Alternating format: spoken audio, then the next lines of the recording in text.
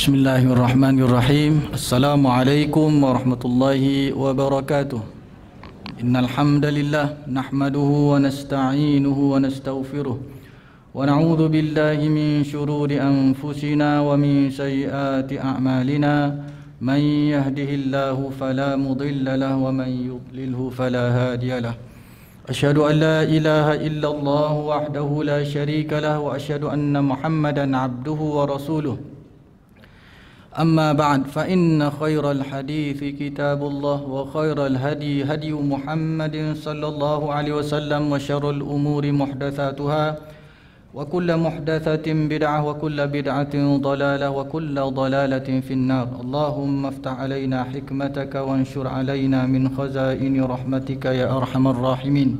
اللهم لا سهل إلا ما جعلته سهلا وأنت تجعل الحزن إذا شئت سهلا.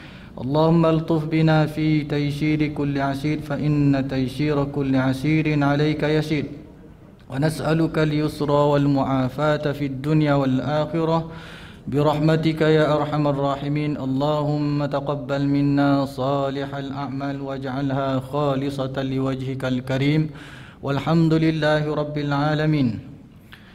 Alhamdulillah, syukur kepada Allah Subhanahu wa taala. Pada pagi ini kita masih lagi dikurniakan oleh Allah Subhanahu wa taala dengan nikmat kelapangan, nikmat kesihatan, begitu juga nikmat untuk kita berada di rumah Allah Subhanahu wa taala setelah sekian lama kita dihalang ataupun terhalang untuk kita datang mengimarahkan rumah Allah Subhanahu wa taala. Jadi Allah Subhanahu wa taala telah kembalikan sedikit demi sedikit keadaan, mudah-mudahan ianya berakhirlah, makna kita boleh menyempurnakan solat secara sempurna dari sudut safnya, dari sudut SOP, tak payah SOP dah, tak payah pakai purdah, tak payah pakai apa lagi, bawa sejadah masing-masing. Mudah-mudahan tak lama. Semalam pun kerajaan telah mengumumkan kluster tabligh telah tamat. Alhamdulillah. Jadi sebenarnya apa yang diambil oleh kerajaan ini adalah satu langkah-langkah pencegahan, pengawalan lah. Jadi kita tak nak masjid ini menjadi kluster baru pula, masjid wilayah, kluster masjid wilayah contohnya. Jadi oleh sebab itu tasarruful imami 'ala ar-ra'iyati manutun bil maslahah.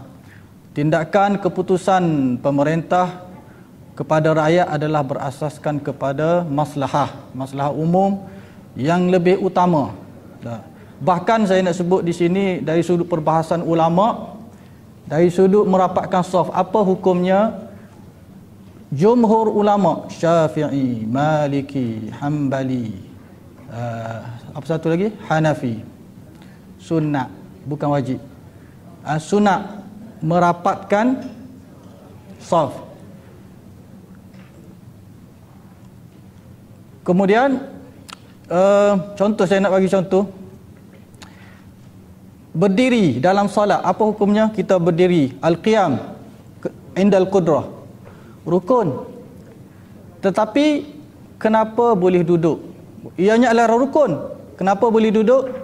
Kerana hajah, kerana darurah. Begitu juga ini hukumnya sunat. Jadi oleh kerana ada keperluan yang mana berdasarkan kepada kepakaran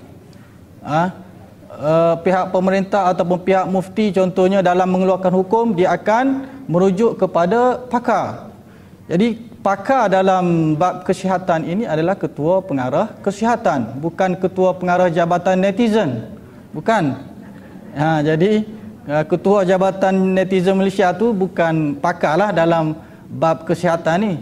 Jadi sebarang hukum yang diambil oleh itu kita kena hormati. Kalau kita yang datang ke masjid, yang datang ke kelas-kelas tidak menghormati institusi fatwa, institusi masjid, institusi agama, maka kepada siapa lagi kita nak mengharapkan supaya institusi Islam ini dihormati. Jadi kita masuk kepada pengajian kita, sambung sebelum kita sambung ni, saya nak bagi satu amalan yang sangat baik yang tuan-tuan boleh amalkan seharian. Sangat baik amalan ini dan ganjaran pahalanya cukup besar. Di mana Abu Darda qala sami'tu Rasulullah sallallahu alaihi wasallam yaqulu man istaghfara lil mu'minina wal mu'minat kulla yawmin 27 marrah aw 25 kana minal ladzina yustajabu lahum wa yurzaqu bihim ahlul ard. Rawahu Tabrani. Tarah hadisnya dhaif, tapi tidak dhaif yang melampau. Boleh kita amalkan dalam Fadailul A'mal, di mana daripada Abu Darda Rasulullah sallallahu alaihi wasallam bersabda, sesiapa yang beristighfar kepada orang mukmin lelaki dan orang mukmin perempuan, mukminin dan mukminat, setiap hari 27 kali. Dalam riwayat lain 25 kali. Kalau kita ambil yang banyaklah 27 dah. Jadi orang itu, orang yang beramal sedemikian dari kalangan orang yang dimustajab doanya dan penduduk bumi dianugerahkan dengan rezeki dengan sebab mereka. Oleh sebab itu ini satu amalan yang cukup besar. Dalam sehari kita beristighfar, Allahumma ighfir lil mu'minin wal mu'minat al ahya'i minhum wal amwat. Cukup 27 kali. Allahumma ighfir lil mu'minin wal mu'minat al ahya'i minhum wal amwat. Ya Allah, ya Tuhanku, ampunkanlah bagi seluruh orang mukmin lelaki dan orang mukmin perempuan, sama ada yang hidup ataupun mati, 27 kali sehari.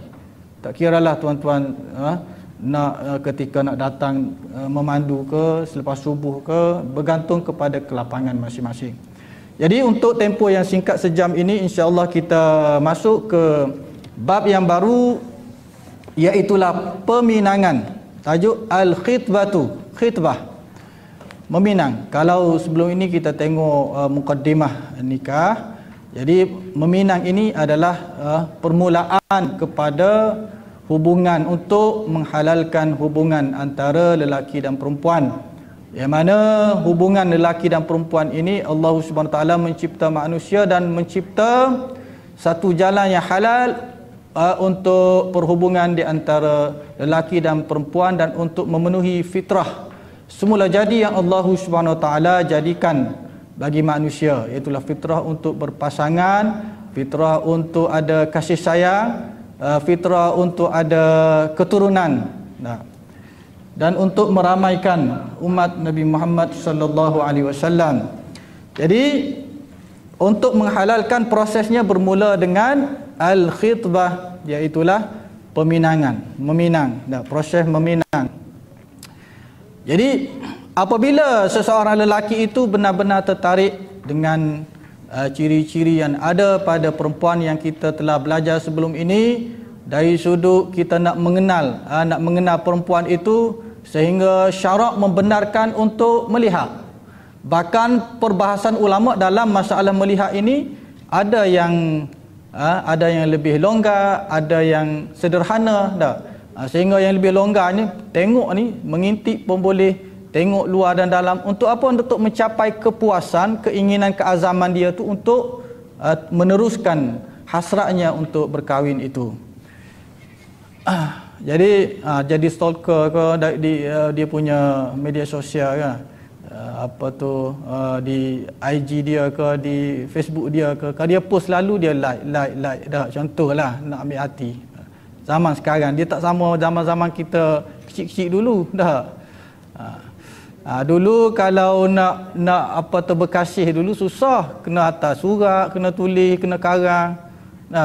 Ataupun kalau rindu, lalu ke rumah dia, tengok jemur, kain jemur dia, apa lagi. Tengok rumah dia pun tak apa dah, melepas kerinduan. Zaman sekarang kita jadi stalker. Kita mengintip dia punya media sosial, ada Facebook, ada mesej WhatsApp dan seumpamanya. Jadi meminang, apa maksud meminang? Iltimasul khatibi an-nikaha min jihatil maktubah, iaitulah seorang lelaki menyatakan keinginannya untuk berkahwin kepada perempuan. Itu maksud meminang. Mana penyataan itu, penzahiran itu dizahirkan kepada wali ataupun keluarga perempuan, dizahirkan. Jadi yang kita duk tengok meminang bawa cicing, bawa apa itu kita panggil adat tu. Adat sebagai tanda ikatan, mengikat, ataupun bahasa kampungnya panggil cuk. Kita adalah cuk perempuan ni. Tak boleh orang lain nak masuk dah, kita cuk dah. Jadi dari sudut syaraknya apa itu meminang, itulah kita menyatakan hasrat berkahwin kepada dengan perempuan itu kepada wali dia, kepada keluarga dia. Itu maksud meminang dari sudut syarak. Kemudian bilakah pinangan dihalalkan dan bila diharamkan? Maknanya tidak semua pinangan itu diterima oleh syarak. Ada ketikanya tak boleh meminang seseorang perempuan itu dalam situasi-situasi tertentu. Contohnya perempuan itu telah dipinang oleh orang lain dan telah diterima pinangan orang lain, jadi kita nak meminang tunang orang walaupun dia masih lagi tidak sah sebagai pasangan suami isteri, tapi syarak melarang, tak boleh.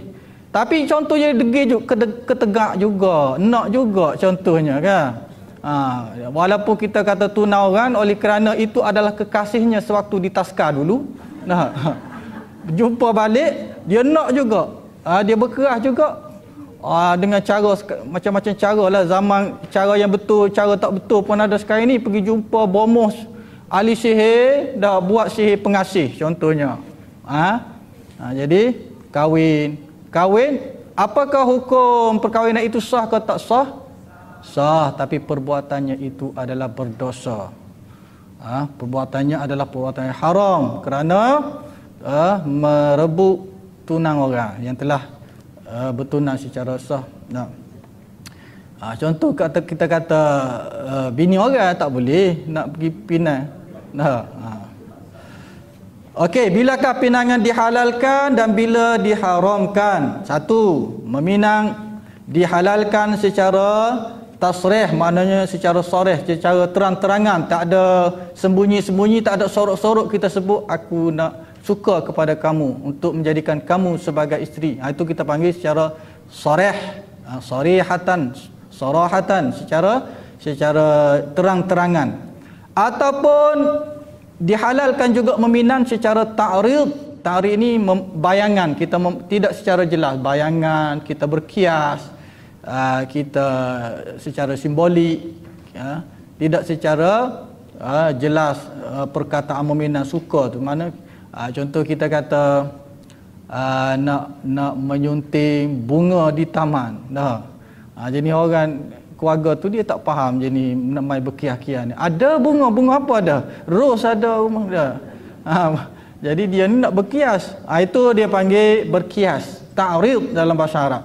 Jadi bila keadaannya meminang dengan cara yang jelas dan juga secara bayangan ini dibenarkan. Bila?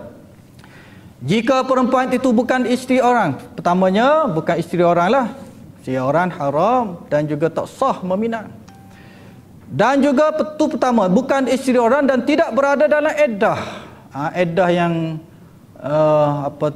perkahwin raj'i, kalau contoh kalau raj'i kan 1 2 tu sebenarnya dia suami itu masih ada hak untuk rujuk dalam tempoh iddah itu. Jadi tak boleh orang lain nak masuk secara terang-terangan pun tak boleh, secara bayangan pun tak boleh juga. Kalau dalam tempoh iddah. Dan bukan perempuan yang haram dikahwini sebagaimana telah diterangkan sebelum ni. Bukan mahram lah. Bukan adik-beradik, bukan mak saudara, bukan anak saudara, bukan mahram. Itu meminang yang dihalalkan, yang diharuskan oleh syarak. Pertama. Yang kedua, dihalalkan meminang secara ta'rid sahaja. Maknanya meminang secara membayangkan hasrat untuk meminang tapi tidak secara jelas. Jadi bila situasinya dibolehkan, diharuskan, jika perempuan yang dipinang itu berada dalam iddah kematian suami, tak habis lagi 4 bulan 10 hari, kita duk nak dah. Sebelum suami dia mati pun kita duk aim dah, duk tengok aku ni. Dah. Suami dia duk nazak, janganlah macam tu. Doa kepada suami dia panjang umur. Dah, ni duk nazak tu. Ini bakal isteri aku ni. Bakal isteri aku ni. Nah, contoh. Ya. Jadi ketika iddah kematian suami, tak boleh secara terang-terangan dalam tempoh 4 bulan 10 hari tu kena sabar, tapi kalau nak juga kita secara ta'rid bayangkan, awak ni cantik dah. Walaupun kematian suami tak nampak sedih dah, sedih awak tu cantik dah, contoh. Sedih awak, makin sedih kawan ni. Baru lagi. Jadi jangan secara sarih, saya ni suka ke awak, nak jadikan awak isteri, tak boleh, haram. Dia masih lagi dalam tempoh bersedih dah 4 bulan 10 hari tu. Jadi untuk secara takriknya adalah perempuan dalam iddah kematian suami atau iddah disebabkan oleh talak bain. Talak bain ni dia ada dua lah, talak bain yang kubra setelah berlaku 3 kali apa? Talak tu kita panggil bain kubra. Tak boleh nak kembali kepada suami isteri dah, kecuali ada proses-proses dia yang panjang lah, baru boleh kembali semula. Ataupun bain sughra seperti khulu', bercerai, berlaku perceraian secara khulu', secara satu lagi fasakh dah, ataupun diceraikan oleh hakam. Ini kita panggil bain sughra. Jadi dalam tempoh iddah itu, bain itu tak boleh kita secara terang-terangan dalam tempoh iddah tu kita nak berkahwin dengan dia. Dah, mana meminang tu secara bayangan. Tadilah dengan bayang, dengan kiasan dah, yang tidak secara direct lah. Firman Allah Subhanahu wa taala, la junaha alaikum fima arradtum bihi min khitbatin nisa'i aw aknantum fi anfusikum علم الله أنكم ستذكرونهن ولكن لا تواعدوهن سرا إلا أن تقولوا قولا معروفا ولا تعزموا عقدة النكاح حتى يبلغ الكتاب أجله واعلموا أن الله يعلم ما في أنفسكم فاحذروه واعلموا أن الله غفور حليم. Dan tidak ada salahnya bagi kamu tentang apa yang kamu bayangkan. Ini arradtum tu daripada yang kita namakan sebagai menyatakan hasrat secara ta'rid. Arradtum, bayangkan secara sendirian untuk meminang perempuan-perempuan yang kematian suami masih lagi iddah. Jadi secara ta'rid tak apa, tak ada masalah, dan dibenarkan. Atau kamu menyimpan dalam hati kamu, mana kita hasrat kita tu kita simpan je, tunggu dia habis iddah, keinginan berkahwin dengan mereka. Allah mengetahui bahawa kamu akan menyebut-nyebut atau mengingati mereka. Yang demikian itu tidaklah salah. Tetapi janganlah kamu membuat janji dengan mereka secara sulit selain daripada menyebut kata-kata secara sendirian yang sopan. Janganlah kamu menetapkan dengan bersungguh-sungguh nak melakukan akad nikah sebelum habis iddah yang telah ditetapkan itu. Ketahuilah bahawa Allah mengetahui apa yang ada dalam hati kamu, dan maka beringat-ingatlah kamu akan kemurkaannya. Ketahuilah bahawa sesungguhnya Allah amat pengampun lagi amat penyabar. Jadi dalam ayat ini ada dinyatakan bahawa perempuan dalam iddah sebagaimana disebut tadi, kematian suami, iddah bain tadi, dibolehkan untuk menyatakan hasrat meminang secara ta'rid saja, bayangan, bukan secara terang-terangan. Terang-terangan ni mana kita sebut secara jelas, saya suka kepada kamu, nak menjadikan kamu sebagai isteri saya. Itu secara jelas. Kalau kita kata awak ni cantik, awak ni ramai orang suka kat awak, macam tu. Padahal kita nak kata kita suka, kita pergi sandar kepada orang lain. Itu politik tu. Kena pandai juga politik dalam bercinta ni. Kemudian yang ketiga, diharamkan meminang secara sama ada tasrih ataupun ta'rid selain daripada dua keadaan tadi. Isteri orang, apa tu yang mahram sementara. Contoh kita kata adik-beradik isteri kita, tak boleh, haram. Kecuali setelah bercerai dengan isteri. Oleh itu haram meminang perempuan yang masih bersuami, tak boleh. Haram, berdosa.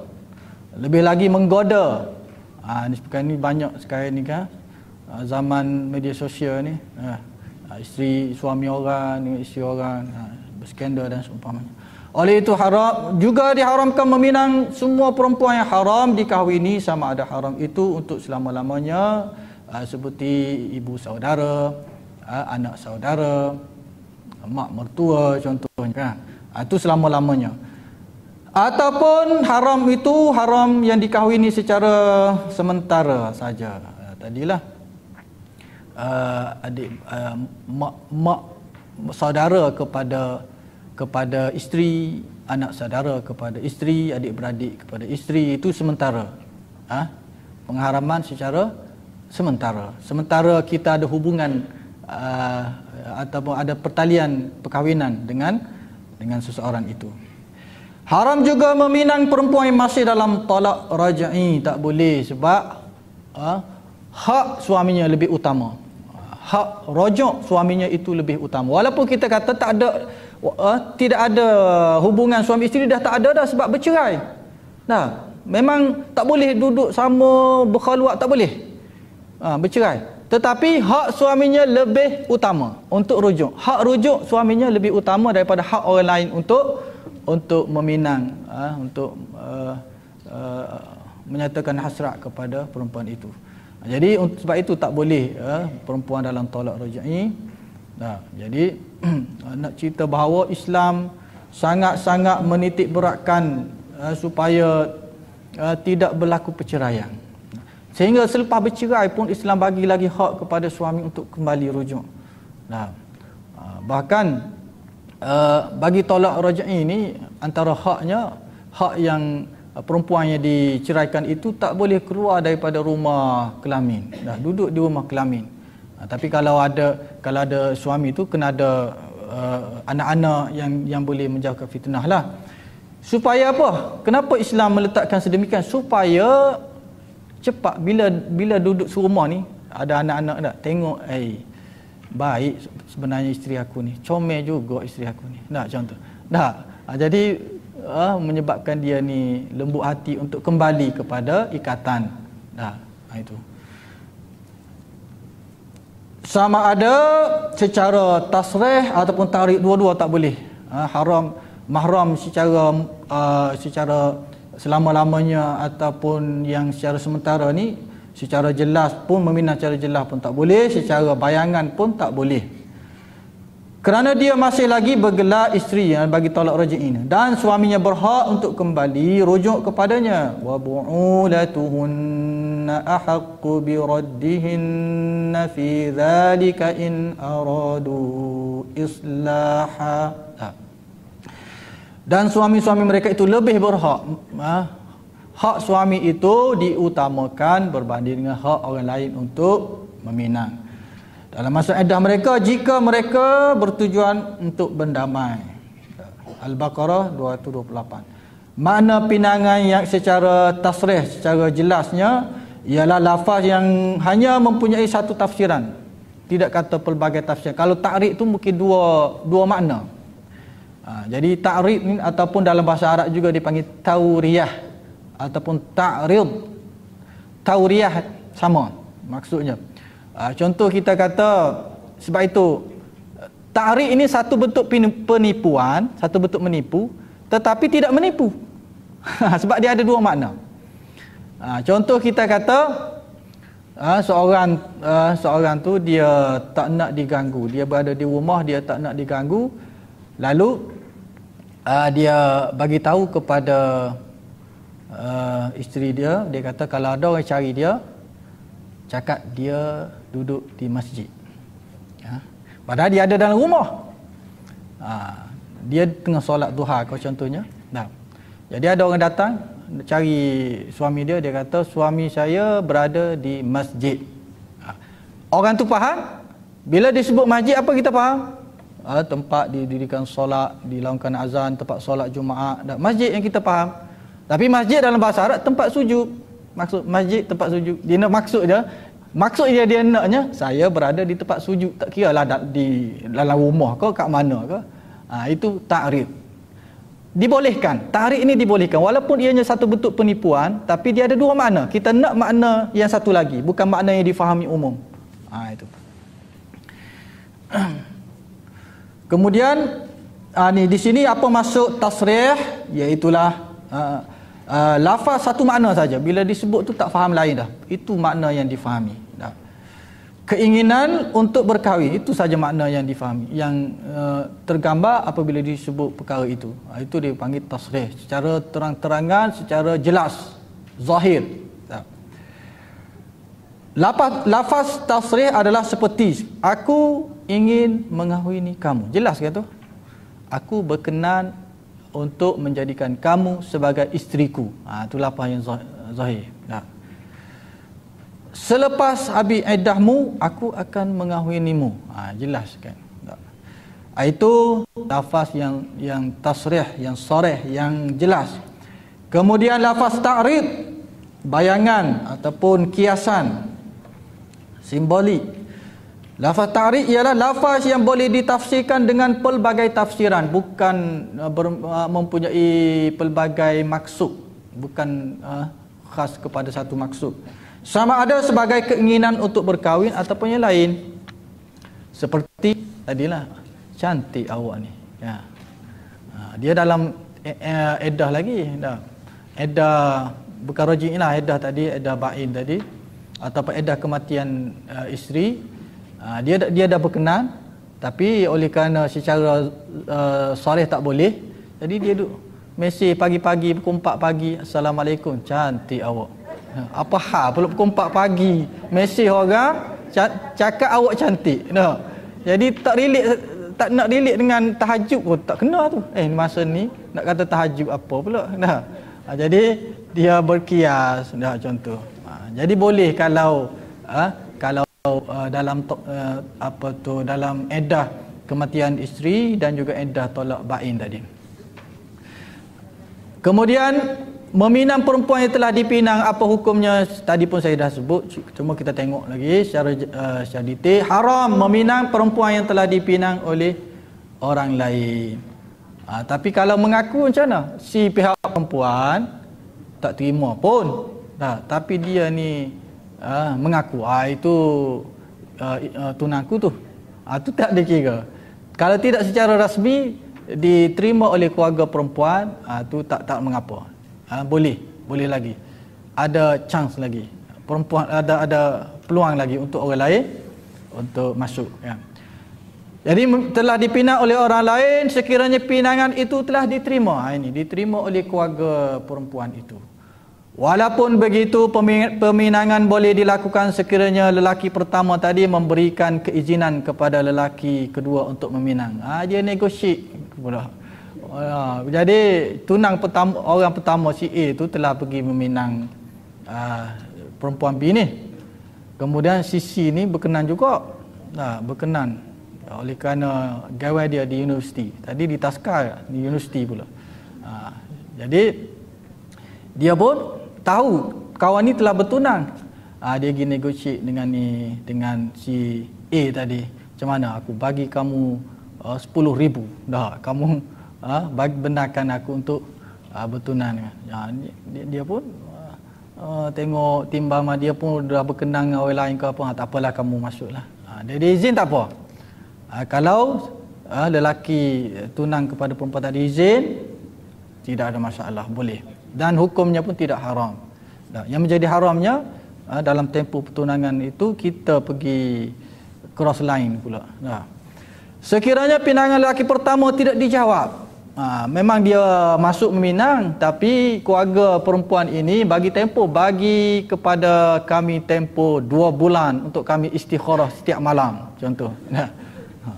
Jadi dalam tempoh tu dia tak terkata terima tak terima. Dalam tempoh 2 bulan tu ada orang lain masuk yang lebih baik, yang lebih kacak, lebih kaya, poketnya penuh dengan duit, contoh saja. Tidak ada kaitan yang hidup ataupun yang mati. Jadi dia pun terima lelaki kedua. Tiada masalah kerana lelaki pertama tadi tidak diberi keputusan terima ke tak terima kan. Boleh. Sekiranya seorang lelaki meminang seorang perempuan yang telah dipinang oleh orang lain, kemudian yang lelaki kedua menikahi perempuan itu, akadnya nikah tersebut adalah sah. Walaupun dia meminang tunai orang, berlaku perkahwinan, dari sudut perkahwinan itu, dari sudut syaratnya sah, tetapi perbuatannya itu adalah berdosa, haram, menanggung dosa perbuatannya, meminang perempuan itu sudah dipinang. Jadi bertaubatlah selepas itu. Dalil pengharaman ini hadis Nabi sallallahu alaihi wasallam, la yakhtubu ar-rajulu ala khitbati akhi hatta yatrukal khatibu qablahu aw ya'dhana lahu al-khatib. Seorang lelaki itu tidak boleh meminang seorang perempuan yang telah dipinang oleh saudaranya. Saudara di sini saudara se-Islam, sehinggalah peminang sebelumnya itu meninggalkan ataupun membatalkan pinangannya, atau peminang itu memberi izin kepadanya. Okey, bila dah meminang ni, dalam tempoh bertunang ni, adakah kedua-dua pasangan itu mempunyai hak untuk menarik balik? Apa maksud menarik balik? Membatalkan pertunangan? Mempunyai hak. Yang lelaki pun ada hak untuk memutuskan pertunangan, dan yang perempuan pun ada hak. Contoh berlaku. Sebab itu dalam tempoh pertunangan ini dalam Islam, Islam tidak menggalakkan berlakunya pertunangan itu dalam tempoh yang lama. Sebab tempoh pertunangan itu tempoh ujian yang cukup besar. Nak cemburu pun di situlah. Tunang dia like dalam Facebook, orang marah, cemburu dah, contoh. Buat apa duk like lelaki ni banyak, contoh ya. Jadi sebab itu dalam bertunang ni kalau boleh tak perlu lama, sekejap saja terus kahwin. Dia akan banyak. Sebab itu kita tengok banyak berlaku putus tunang tu banyak bila tempoh lama tu. Lepas tu bila dah bertunang tu kadang-kadang tidak semua, kadang-kadang dia seolah-olah ada lesen B ke apa. Bukan lesen lagi tu. Tak boleh nak gendong, tak boleh nak pergi bawa makan, kena ada mahram. Bukan bebas, bukan lesen untuk bebas. Kemudian hukum meminta pandangan mengenai bakal pengantin. Contoh kita tak berapa nak kenal, kita berkenan dengan dia, tak berapa kenal secara detail, kita pun minta pandangan orang, dan kita sebagai orang yang diminta pandangan, kita kenal keluarga dia, kita kenal si perempuan itu, lalu orang tanya kepada kita macam mana perempuan itu. Jadi kita baik dengan keluarga dia.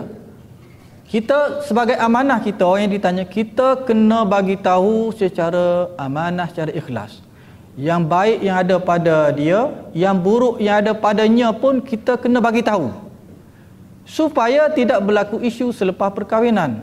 Kita menipu, cakap yang baik-baik, dia pun terimalah, terkesan dengan apa yang kita sebut baik terhadap perempuan itu. Lalu selepas kahwin sebenarnya berlaku sebaliknya. Jadi menjadi masalah dengan isteri dia, dengan keluarga dia, dengan kita pun masalah, sebab kita seolah-olah menipu dia. Itu. Jadi macam mana? Sesiapa yang diminta memberikan pandangan, pendapat tentang bakal pengantin lelaki ataupun bakal pengantin perempuan, dia hendaklah turut menceritakan keaiban dan keburukan. Saya pernah ditanyalah tentang seseorang yang saya kenal, lelaki. Saya ceritalah, yang baik tu kita cerita yang baik, yang buruk pun kita cerita. Dia ni sekian-sekian. Kalau boleh terima kekurangan dia macam ni, okey. Kalau tak boleh terima, nak macam mana? Jadi kena amanah, kena bagi tahu. Bukan cerita yang baik-baik saja. Secara jujur berasaskan pengetahuan yang dia tahu secara zahir, yang dia nampak dalam tempoh dia berkawan, dalam tempoh dia berjiran contohnya, dia kena bagi tahu yang zahir yang dia tahu. di bawah pengetahuan dia. Ini semua dianggap sebagai nasihat dan peringatan kepada bakal pengantin. Contohnya, kalau kita rasa sebagai orang yang diminta nasihat, kita rasa perempuan itu tidak sesuai, kita bagi tahu nasihat yang jelas, nasihat yang baik kepadanya. Jangan kamu teruskan hubungan dengannya, saya kenalnya, saya kenal luar dalamnya, saya kenal keluarganya, saya tidak recommend. Jadi kita kena bagi tahu secara jujur. Perkara ini tidak termasuk dalam kategori mengumpat, walaupun kita bercerita benda buruk yang ada pada orang ataupun menceritakan sesuatu yang ada pada orang, itu dipanggil al-ghibah dalam Islam. Ghibah ini berdosa seperti kita memakan daging saudara kita yang telah mati. Dari sudut buruknya, jejeknya perbuatan mengumpat itu berdosa. Tetapi dalam bab ini, bab kita nak menyatakan perkara yang benar kepada orang yang minta nasihat kepada kita tentang bakal pengantin ini, tidak dikira mengumpat, walaupun dari sudut zahirnya seperti kita mengumpat. Kita mengatakan sesuatu yang ada padanya, kita menyatakan kecacatan yang ada, keaiban yang ada padanya, tapi mendapat pahala, bukan mendapat dosa. Nasihat kita itu, yang ikhlas itu, mendapat pahala di sisi Allah SWT. Tidak dikira sebagai ghibah, dikira atas dasar nasihat fid din, kerana agama.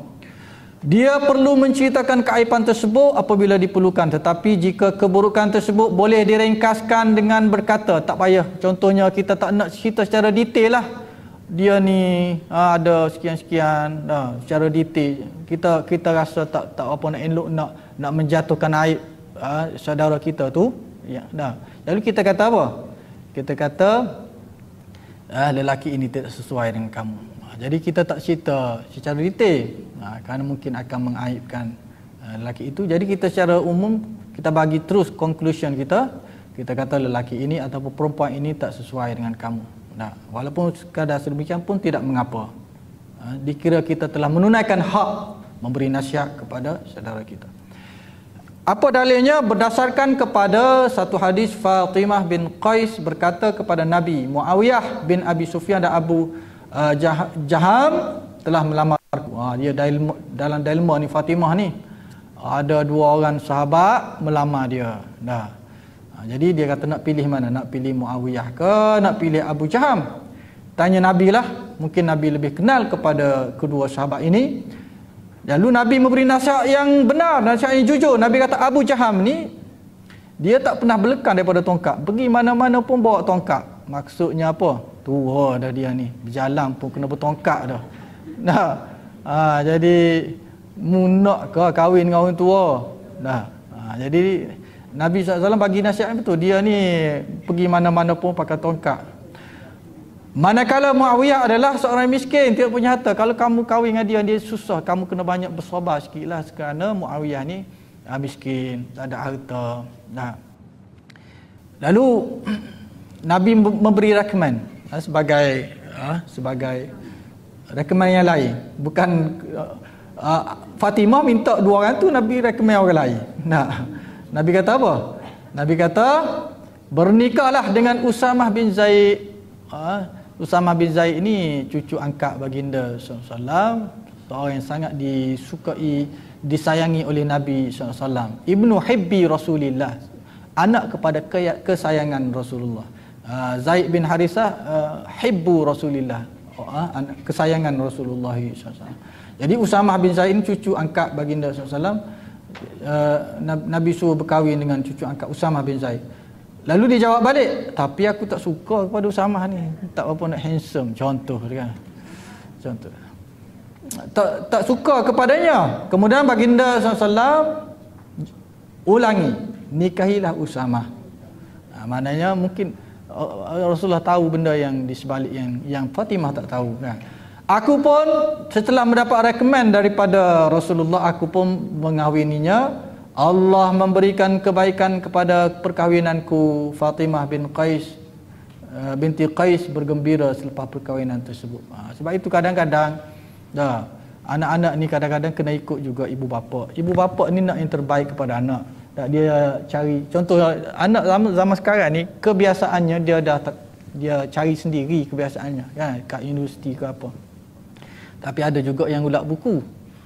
Perempuan ke lelaki ke kat universiti ni tak cara nak cari, nak bergaul ke nak berkasih sayang.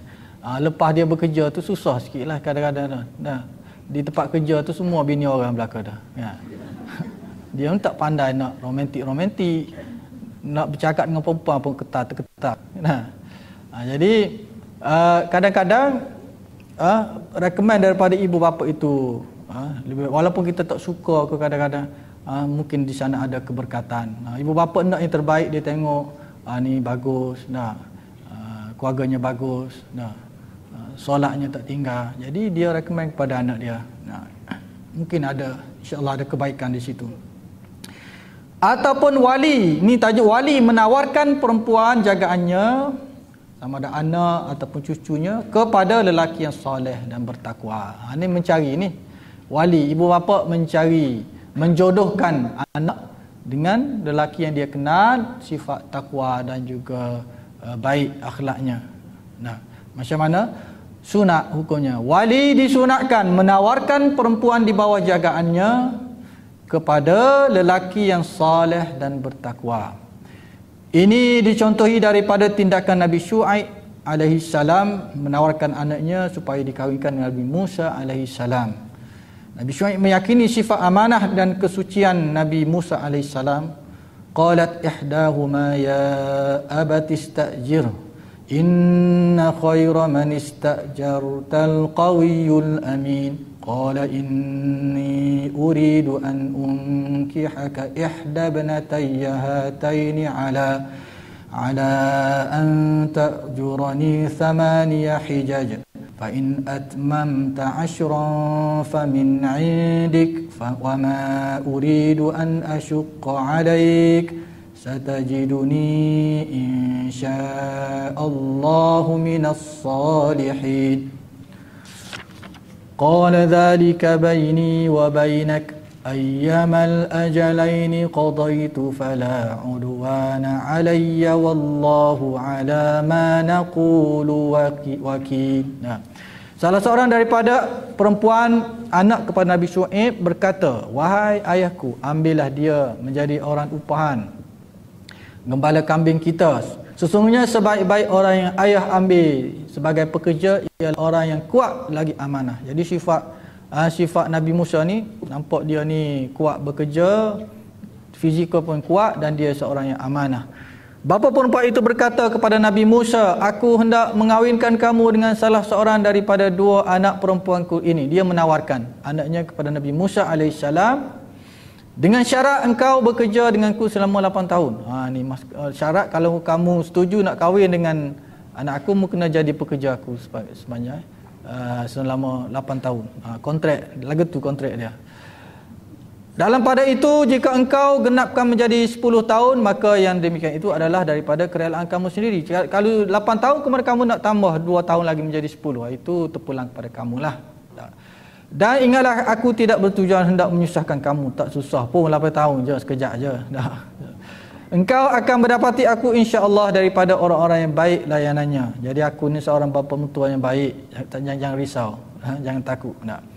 Musa menjawab, perjanjian itu adalah di antaraku denganmu, tetap dihormati bersama. Yang mana saja dari dua tempoh itu aku akan tunaikan, maka janganlah hendaknya aku disalahkan. Allah jua yang menjadi pengawas terhadap apa yang kita katakan. Jadi Nabi Musa menerimalah, sebab dia pun tahu bapa mertuanya itu orang yang soleh, Nabi.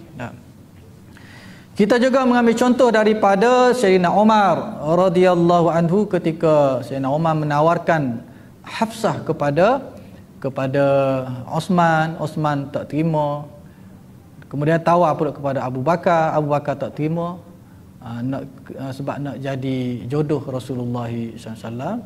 Lalu dikahwinkan dengan Rasulullah sallallahu alaihi wasallam, dikahwini oleh Rasulullah sallallahu alaihi wasallam. Jadi dia menawarkan kepada sahabat dia, anaknya, sebab dia tahu kualiti yang ada pada Osman dan juga kualiti yang ada pada Abu Bakar. Sunat ketika meminang. Apa sunatnya? Orang yang meminang atau wakilnya disunatkan berkhutbah sebelum meminang dan sebelum akad. menyatakan hasrat. Jadi ini jarang dipraktikkan. Hukumnya sunat. Maknanya sebagaimana ketika akad nikah ada khutbah, begitu juga ketika meminang pun disunatkan berkhutbah. Khutbah secara innal hamdalillah nahmaduhu wa nasta'inuhu wa nastaghfiruh. Na'udzubillahi min syururi anfusina wa min sayyiati a'malina. Akhir sekali, amma ba'd. Saya ni berkenang dengan anak pak cik ni. Jadi sunat kita berkhutbah tadi. Tapi benda ni jaranglah saya tengok. Saya pun tak berpengalaman lagi ada pernah tengok orang dalam majlis bertunang ni dia berkhutbah. Tapi kalau berpantun ada. Ayang serama, ayang seridik, tak macam tu. Berpantun kat tangga lagi berpantun dah. Dia yang dijual, yang dibeli. Yang dibeli pula, yang dijual pula. Jadi itu ada. Tapi yang khutbah ni belum pernah lagi berpengalaman. Saya jumpalah secara peribadilah. Jadi hukumnya sunat juga sebagaimana ketika akad nikah sunat khutbah. Jadi khutbah yang disunatkan ketika sama ada meminang ataupun akad nikah ini kita panggil yang di khutbah oleh Rasulullah kita panggil khutbatul hajah. Kalau orang sebut khutbatul hajah, inilah dia. Innal hamdalillah nahmaduhu wa nasta'inuhu wa nastaghfiruh wa na'udzu billahi min syururi anfusina wa min sayyiati a'malina. Man yahdihillahu fala mudilla lahu wa man yudlilhu fala hadiya lahu. Qala Allah Ta'ala ya ayyuhalladzina amanu taqullaha haqqa tuqatih wa la tamutunna illa wa antum muslimun. وقال الله تعالى يا أيها الناس اتقوا ربكم الذي خلقكم من نفس واحدة وخلق منها زوجها وبث منهما رجالا كثيرا ونساء واتقوا الله الذي تساءلون به والأرحام إن الله كان عليكم رقيبا وقال الله تعالى يا أيها الذين آمنوا اتقوا الله وقولوا قولا سديدا يصلح لكم أعمالكم ويغفر لكم ذنوبكم ومن يطع الله ورسوله فقد فاز فوزا عظيما أما بعد فإن خير الحديث كتاب الله وخير الهدي هدي محمد صلى الله عليه وسلم شر الأمور محدثاتها وكل محدثة بدعة wa kullu bid'atin dhalalah wa kullu dhalalatin finnar. Ini dipanggil khutbatul hajah. Khutbah hajat. Jadi bukan kata waktu meminang, waktu akad nikah saja. Mana-mana perkara yang kita ada hajat, nak berzikir ke boleh. Permulaan zikir kita tu kita baca khutbatul hajah. Ataupun kita nak tazkirah, kita nak ceramah, ada kelas, sunat juga kita khutbatul hajah. Biasa saya baca khutbatul hajah. Untuk kelas dah. Mulakan kelas innal hamdalillah nahmaduhu wa nasta'inuhu. Boleh kita nak nak guna sirah yang lain. Alhamdulillahirabbil alamin wassalatu wassalamu ala rasulihil amin wa ala alihi wa sahbihi ajmain. Tak ada masalah, cuma ini khutbah yang sunat yang dilafazkan, yang dilakukan oleh Rasulullah SAW ketika baginda SAW mengadakan akad nikah. Dimulakan dengan memuji Allah SWT. Jadi sunat juga khutbah dimulakan dengan memuji Allah SWT. Kerana apa? Kerana setiap berdasarkan kepada hadis Nabi, kullu amrin dhi balin la yufi bihamdillah fahuwa abtar. Ini riwayat lain. Satu riwayat kata kullu amrin dhi balin la yubda'u fihi bi bismillahirrahmanirrahim fahuwa abtar, fahuwa aqta, riwayat lain. Semua perkara yang ada nilai, yang penting tetapi tidak dimulakan dengan memuji Allah adalah cacat, tak sempurna, kurang pahalanya. Kemudian dia hendaklah berpesan supaya bertakwa kepada Allah SWT. Ittaqullah, takutlah kamu kepada Allah. Barulah melahirkan hasratnya. Takutlah kamu kepada Allah. Pakcik, saya tadi tu mukadimah saya tu, saya bukan nak khutbah, saya tak pandai nak khutbah ni pakcik. Saya datang sini nak melamar ataupun berkenan dengan sama ada pengantin sendiri ataupun wakil lah keluarga dia.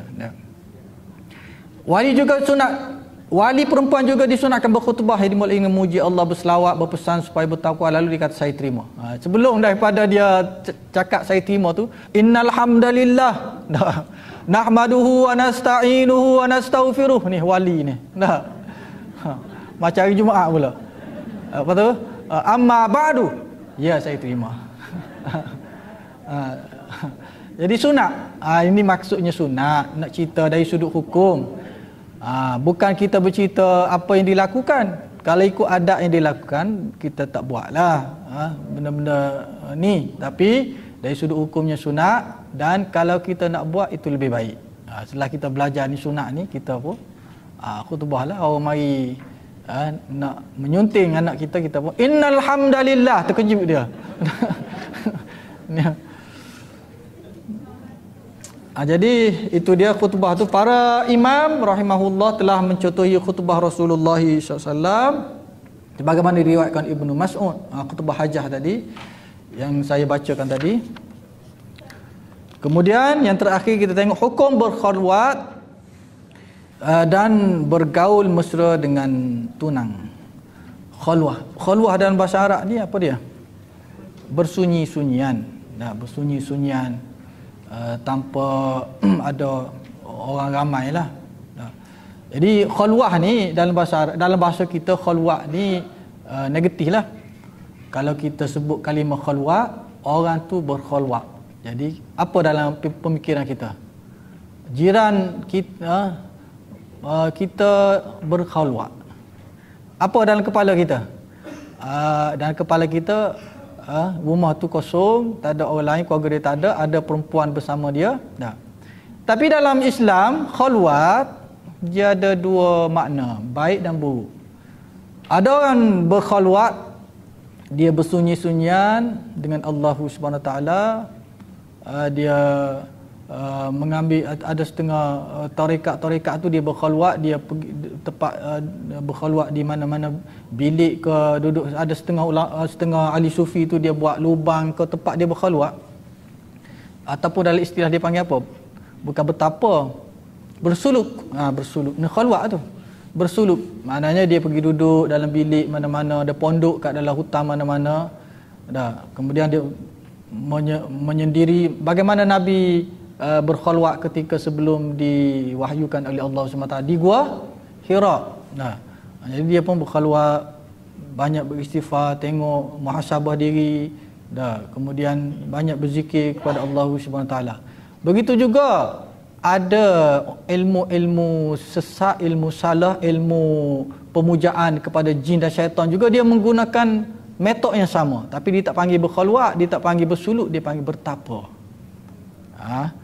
Ada orang tu dia nak ilmu sihir, dia nak berkawan dengan jin, dia bertapa dalam gua 40 hari ke contohnya, tanpa makan, tanpa minum, duduk di situ, puja-puja, panggil-panggil jin. Bila jin mari berkawan dengan dia, buat perjanjian, bagi kepada dia kebolehan sihir, ilmu sihir, dia pun menyihir orang, jadi tok bomo dan seumpamanya. Itu yang buruklah.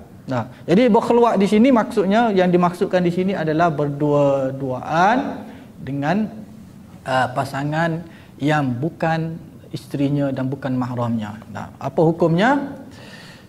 Di sini lebih-lebih lagi kita membicarakan tentang tunang ni, berkhulwat dengan tunang lah. Menjadi kebiasaan dalam masyarakat Islam yang jauh daripada ruh Islam. Selepas majlis pertunangan diadakan pasangan lelaki dan perempuan yang bertunang mula bergaul mesra.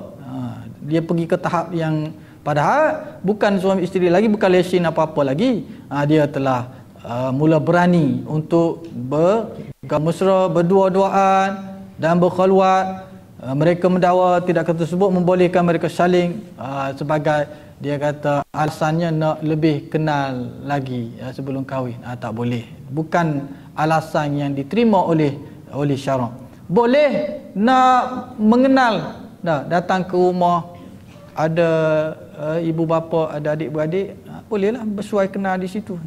Yang tidak menimbulkan fitnah. Ini kerana dia sendiri sentiasa berfikir untuk berpura-pura di hadapan tunannya bahawa dialah lelaki yang diidam-idamkan dari segi akhlak, kebaikan dan kecerdikan. Tunannya pula menunjukkan sifat kepura-puraan yang lebih hebat lagi. Dia cuba menggambarkan bahawa dialah perempuan idaman. dari segi kelembutan, keperempuanan. Ada perempuan tetapi sifatnya kelelakian. Tomboy kau apa dia panggil? Tomboy, apa lagi istilah dia? Panky.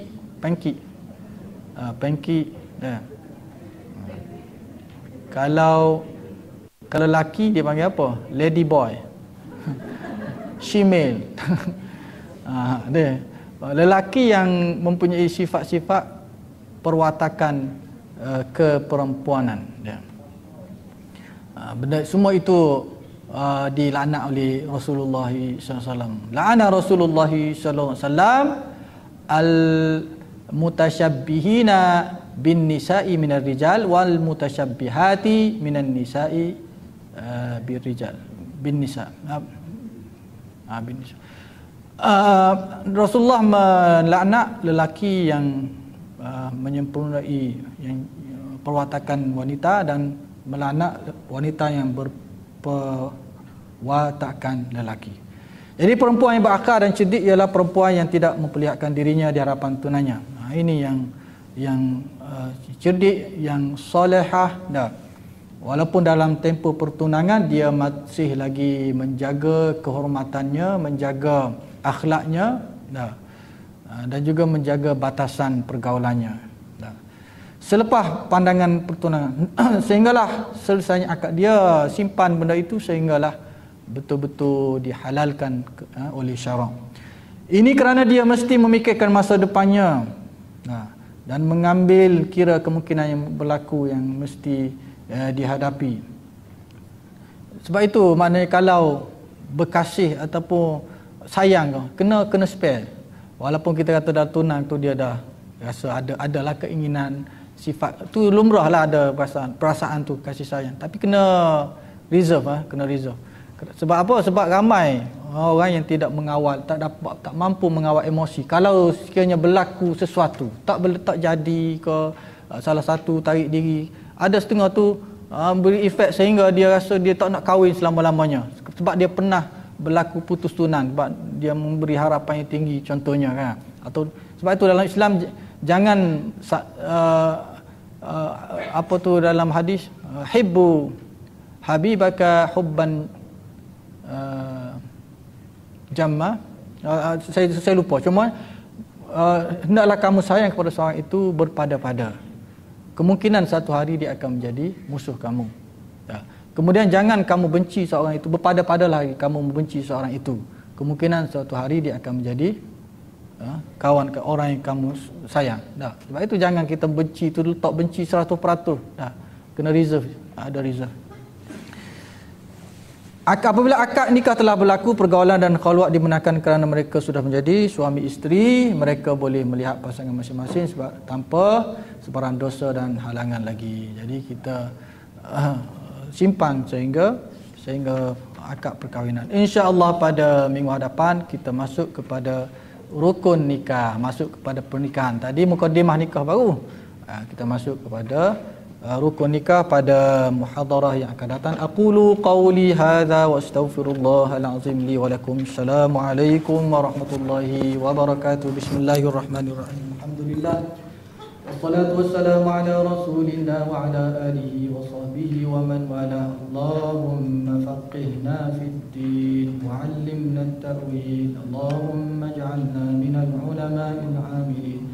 اللهم اجعلنا من الذين يستمعون القول فيتبعون احسنه. اللهم اجعلنا من المتواضعين. ربنا آتنا في الدنيا حسنه وفي الآخرة حسنة وقنا عذاب النار. والحمد لله رب العالمين. صلى الله عليه وسلم.